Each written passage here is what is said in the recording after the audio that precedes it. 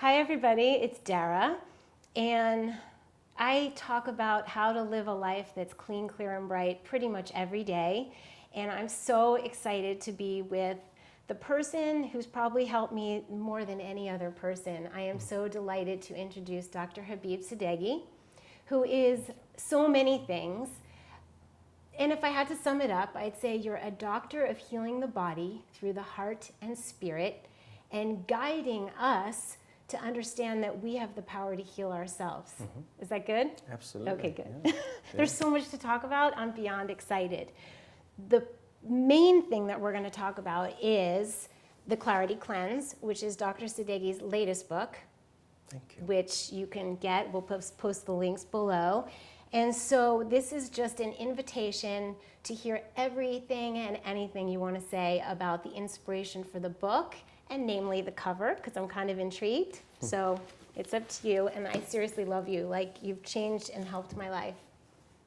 It's such a privilege to be here, and I'm very grateful. It's in a way, you're the cup for this interview, because it's your context, it's who you are and how you show up. And I remember one of the first interviews that I ever did, my hair was a lot longer. It was our interview. Yeah. About, I don't know, 8 years ago, 6 years ago. The book is really an attempt for me to give back. It's an attempt for me to really give back people that they can't, for whatever reason, they can't really be here. Yeah.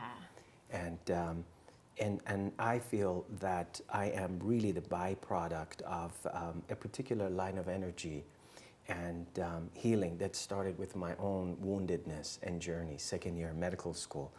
And when I lost my brother on July 1st, 2015, and I couldn't save him or contribute to his healing, what I did with my own mourning was to sublimate it, to hold it, and to move it, and to channel it in his honor, in his memory, in really writing of this book. And I'm very excited about it. Yeah, because the thing is, from our interviews, a lot of people came to see you. They were lucky enough to make the journey, to come to see you and be in your healing presence. And I actually met some of them, and they cried when they met me, like, you're the reason I found Dr. Sadeghi, and he's changed my life. And I know many of you watching have had the blessing of being able to be with Dr. Sadeghi. So do you want to tell me about the empty teacup on the cover? Right. I think it was our son, Hafez, is 10 and a half. He said, how did you come up with the cover, Baba? And it's for me, one of the pillars that I work with is how context precedes content. You know, you have the cup of tea.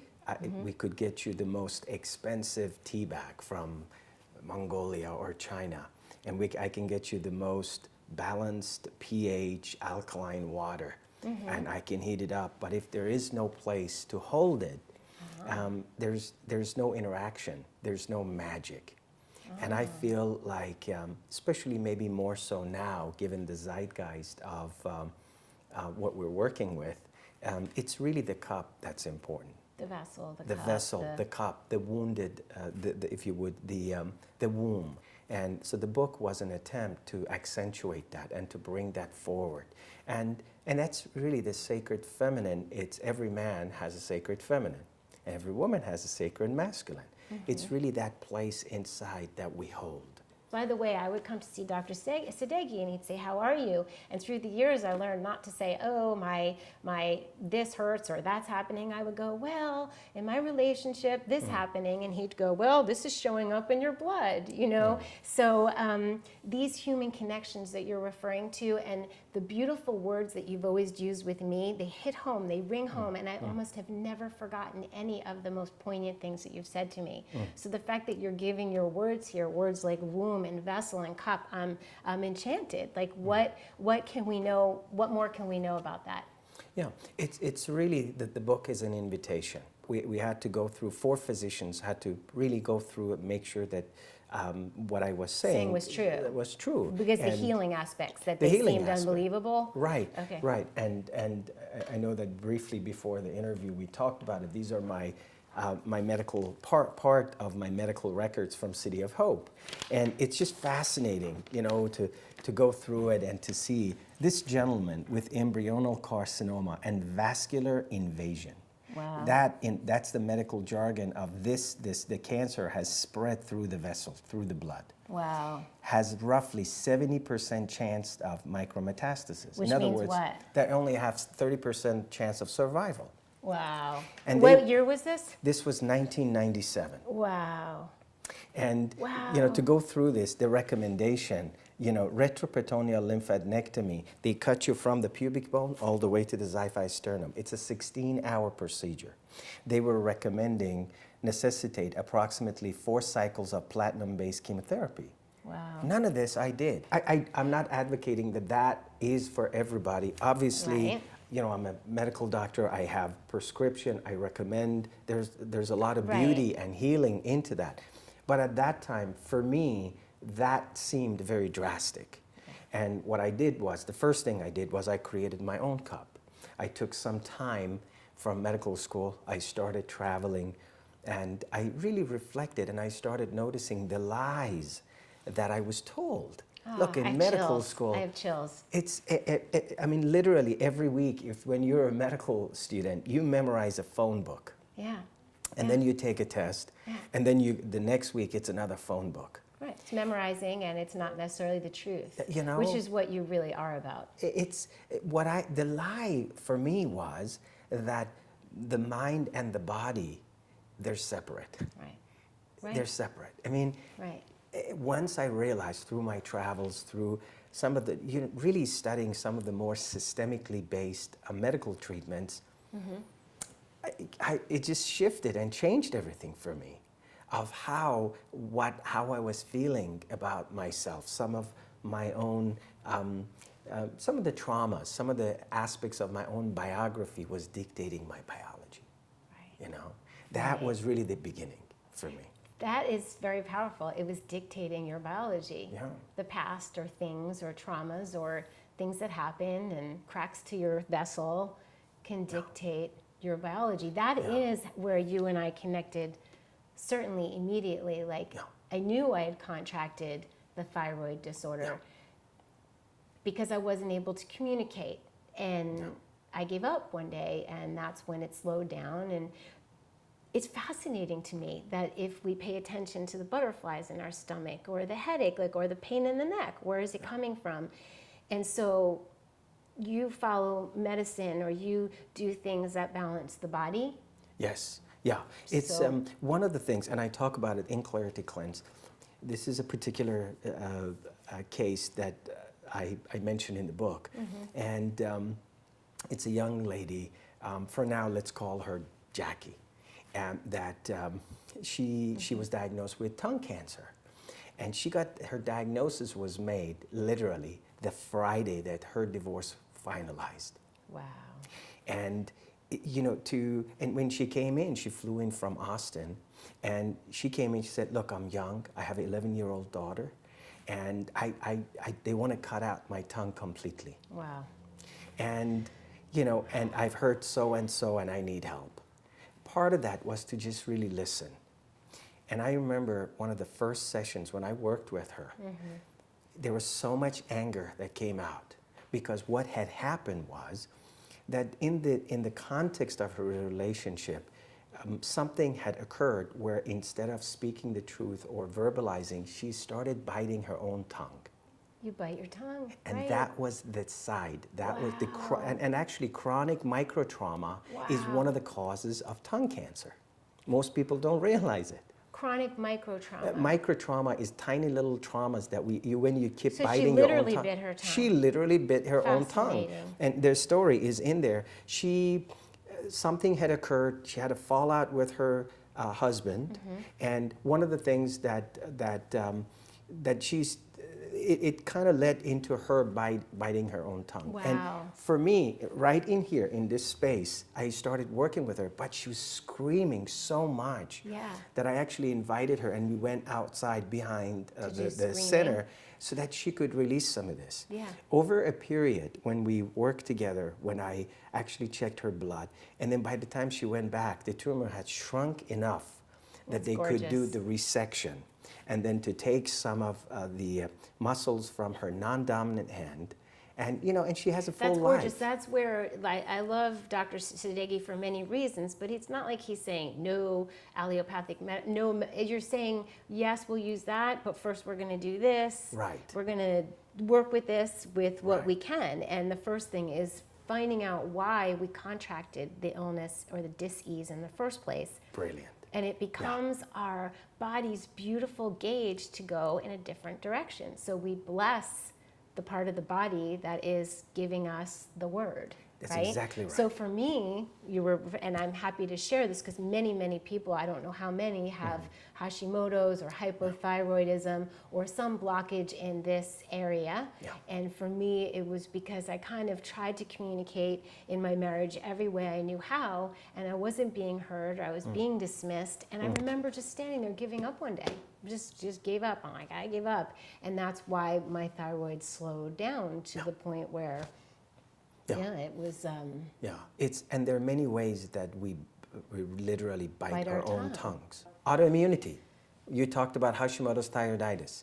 You talk about lupus. You talk about hepatitis, where you keep attacking. It's really when you attack your body. When there is a tension inside someone's body, this tension needs to be released.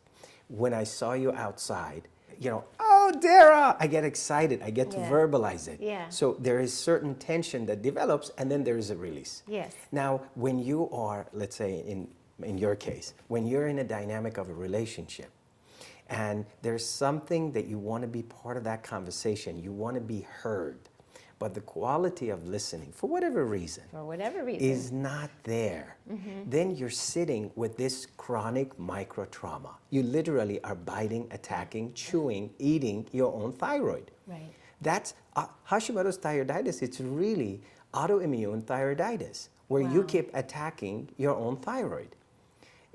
So in essence, I was biting my tongue. When you told me about the story about this lovely lady, I was like, this feels kind of familiar. Like it's a different little body part, but it's so familiar. And so many of us need to speak our truths or release the energies and all of that jazz. The tension that's built up. I was invited at California Women's Conference to give a lecture. The entire lecture was based on It's Allowed. The lecture is available on YouTube. It's allowed. It's allowed, and it's allowed. It's an acronym for a treatment that I usually recommend for any form of autoimmune diseases, because I don't think it's a surprise that there is a gender predilection, 10 to 1. Why is that? Well, it's because of what we just talked about. It's part of that is when you get an opportunity and you feel like you're coerced, you're really jiu-jitsu'd, cornered, and you feel like you can't really speak your truth. It affects your body. One of the cases in the book of this person. It makes me so happy to hear you say this. Go ahead. Yeah. A man saying this. Go ahead. Yeah. It's it's really I think the conversation that we're having is beyond gender. I think the conversation that we're having is a different conversation, and I think civilization is ready for this. I think the conversation, one of the things that I talk about in the book is that it's so easy to get a light switch that is on off. And they're really cheap. I actually looked it up. It's 99 cents. We're talking about how to change this duality, this 0-1, this on off, this masculine feminine mentality to a dimmer effect. That's lovely. Yeah, because what they bring forward, Dara, is how much light do you want now? Yeah. When you look at masculinity as doing, and femininity as the cup, as being, then in every second, I get to ask myself, how much light do I want? How much doing and being is needed here? So much, really what we're working with is so much of this has to do with that third consciousness. Yeah. What does that mean?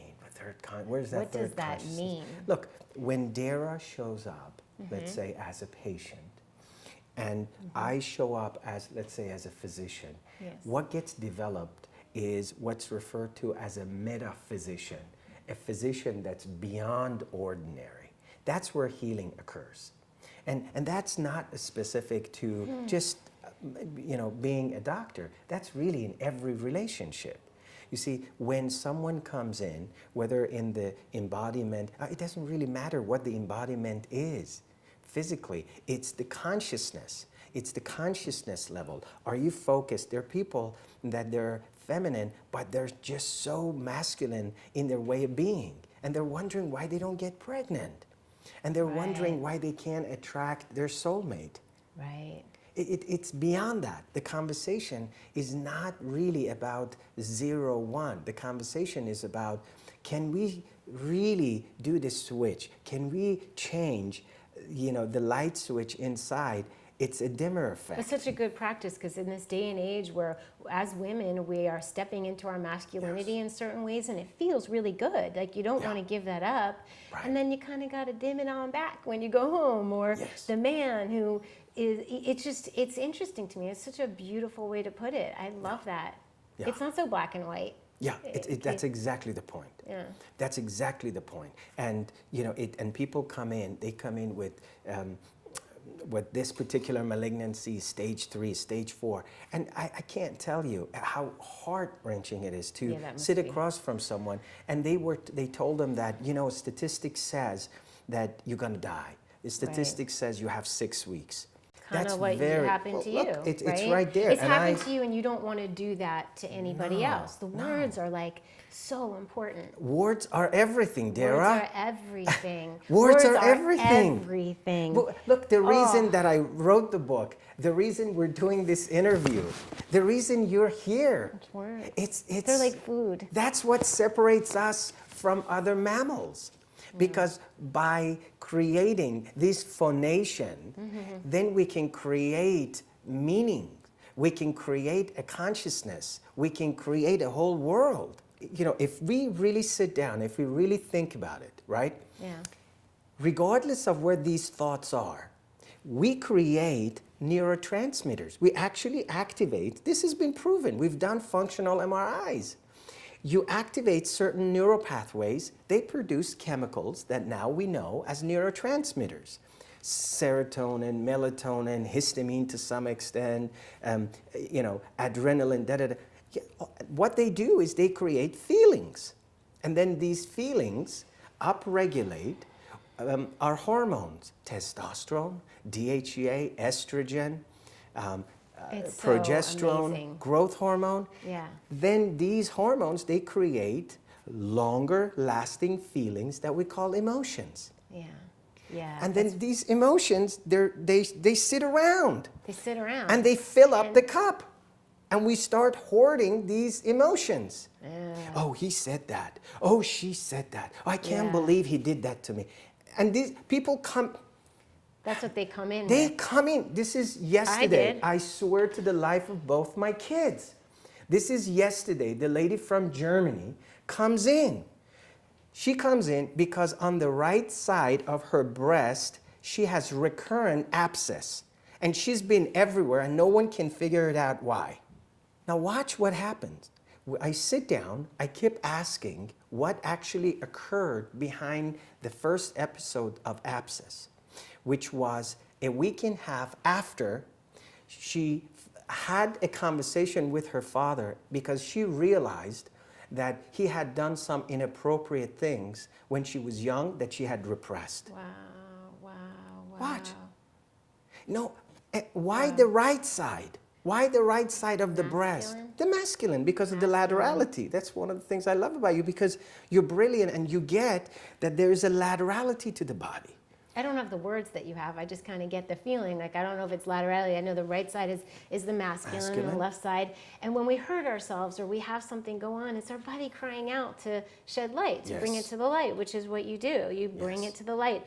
I never felt so safe. Like, I knew 7 years before I met you, when I was taking Synthroid, because this endocrinologist that was very light switch on and off, said, you need to take this or you'll be in a coma or whatever. On 1 to 10, 10 being in a coma, you're a 9. Okay, I'll take the pill. And I thought one day, I never knew anybody who didn't take Synthroid. My mother took it, my grandmother took it. They say you have to take it till the day you die. And when I met you and you're like, are you willing to just toss these? And I said, with you, sure, let's toss it. And you said, it's gonna be very hard. I felt like I was going to die in the middle of that month because it was hard. But I had faith. I had faith because when I met you, I got it. I got that you were a safe place, and I got that you had the knowing. And that you held my wrist and you said, I think you have adrenal fatigue. And I think you have this. And the lab came back and said, why is this woman not in the hospital? But I knew that I was in for the healing of a lifetime. And you did the work, Dara. You did the work, I got to tell you. I don't know. I mean, I showed up here and I got the vitamin transfusions and I did what you recommended and I ate the healthy food. And I always knew that food wasn't everything, but it's the first thing. Like, let's nourish ourselves. Let's just leave out the crap and let's get help and let's be open to our part in this. Because if we accept our part, then we can heal our part. Just like we got ourselves in, we can get ourselves out. But here's the thing.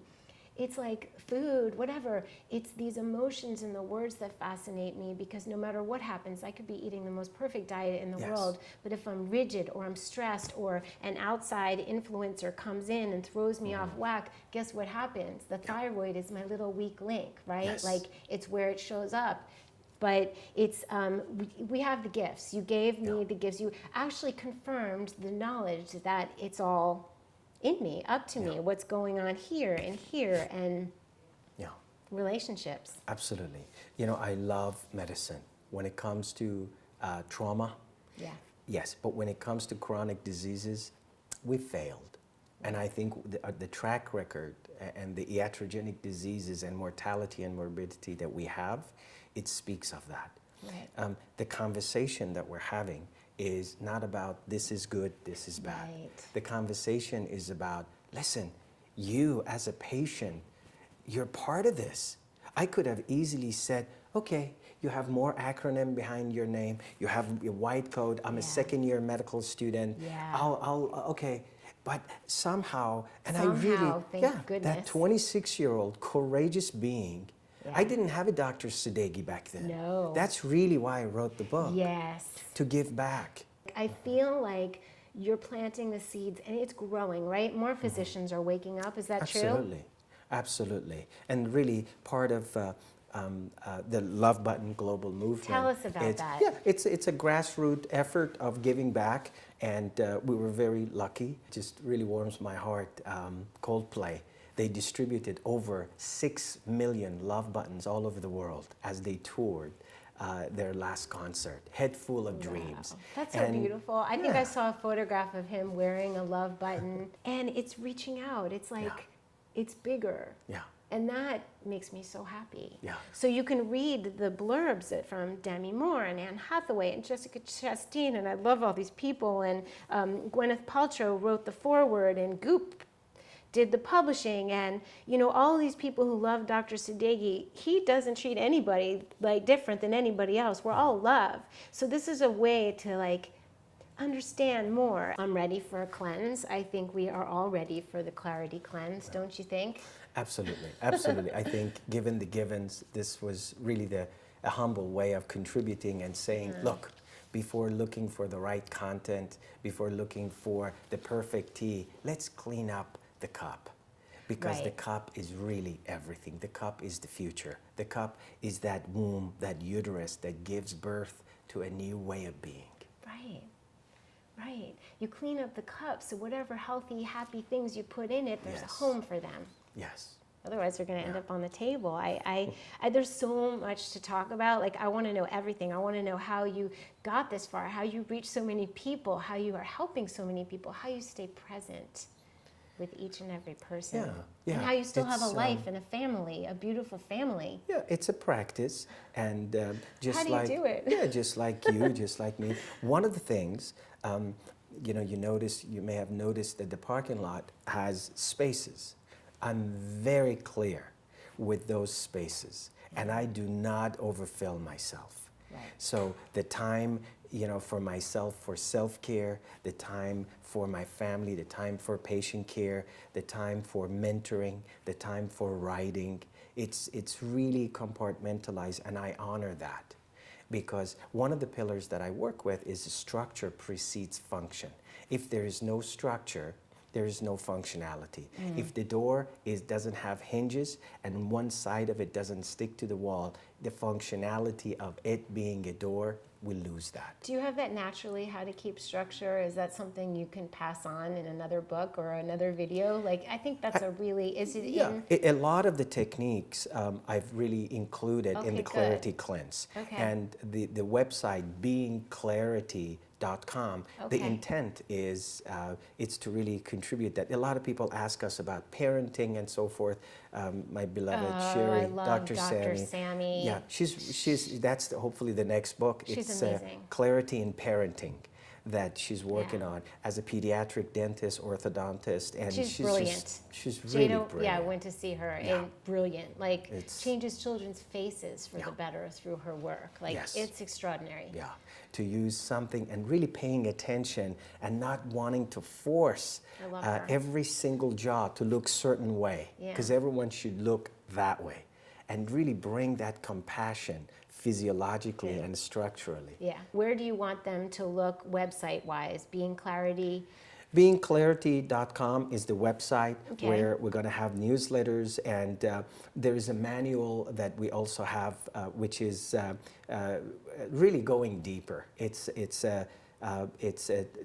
3 weeks detoxification, and I would love to have you included I will in so that. be included. So it's a manual that you can get now? Yes, it's a manual that's available, but I usually recommend that you start with the Clarity Cleanse, which is a gentler way of clearing and preparing. And for those of you that you're interested and you want to go deeper, there is a manual which is a 21-day detox and into clarity that is available. And a lot of the things that perhaps they're not readily available, a lot of information, because I really believe what you do. You know, I usually say that knowledge is power, and people don't know.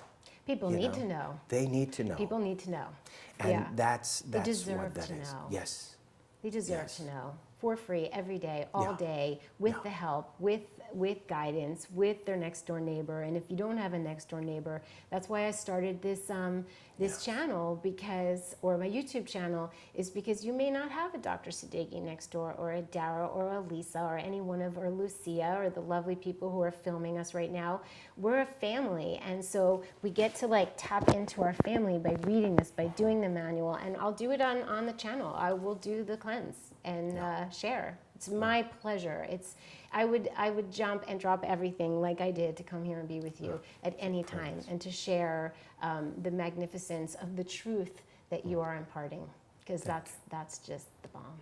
Thank you. Thank you. Really. It's such a privilege and to be with you, and I appreciate your acknowledgement and your quality of listening. Just being with you, you pull the best out of me, and I'm very grateful. Yes. And you guys, and we love you. That is for sure. So here's to love, and to more in the future. And if you want more information on some of the projects that we're doing with Love Button, you can go to lovebutton.org and become a member. And you can get newsletters and stay in touch. And as Dara shared, part of really this humble effort, this grassroots movement, is to create a conscious healing family, a conscious, intentional healing community of being together. It's that in the beingness, us being human beings, that we create the moisture, the water, the ocean. that all of us, we can swim in. You said those words to me when Jada was little. You said your daughter swims in your waters. Deal with your waters. Like we swim in each other's waters. It's so beautiful. His words are impeccable and of the highest love, the highest order. So I'm excited to read my copy. I'm going to really be talking about this, and I got to hug you. Wait. Before we do that, before we have our hug, which I can't wait for. So I just want to make sure we share all of the venues. What about if they want to come to be a part of the beehiveofhealing.com? Sure. Yeah, beehiveofhealing.com. They can come and get some vitamin infusions and things like that. Yes? Yeah, absolutely. Absolutely. Okay. Bless you. Yeah. Thank you so much. We love you guys.